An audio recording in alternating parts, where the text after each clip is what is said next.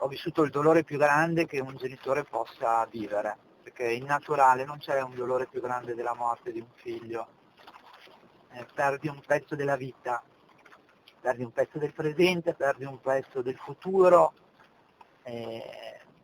Quindi oggi non ho di certo paura di partecipare ad un processo e di vedere questi personaggi in faccia. All'udienza andrò, questo è un primo passo per avere giustizia per mia figlia. A parlare è Francesca Frezza, la mamma che ha perso la sua piccola Nina, colpita dal batterio killer.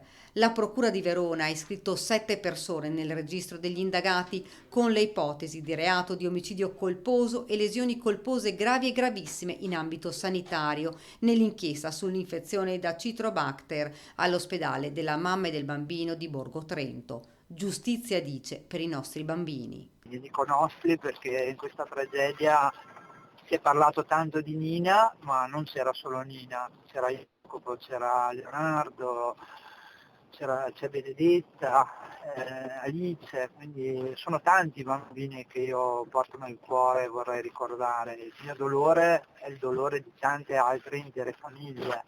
89 neonati sarebbero stati infettati dal cosiddetto batterio killer, 4 piccoli morirono, mentre una decina avrebbero riportato danni gravissimi dall'infezione. Gli indagati sono ex vertici e medici del nosocomio.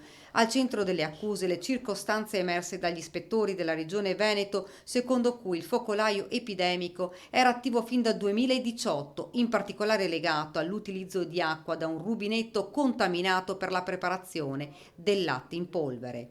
Solo il 12 giugno 2020, quando i contagi aumentarono e partirono le proteste delle mamme delle piccole vittime, prima fra tutti Francesca, il punto nascite fu chiuso e sanificato. Il rimorso e il dolore più grande che porterò con me fino alla fine sarà che questa tragedia si poteva evitare.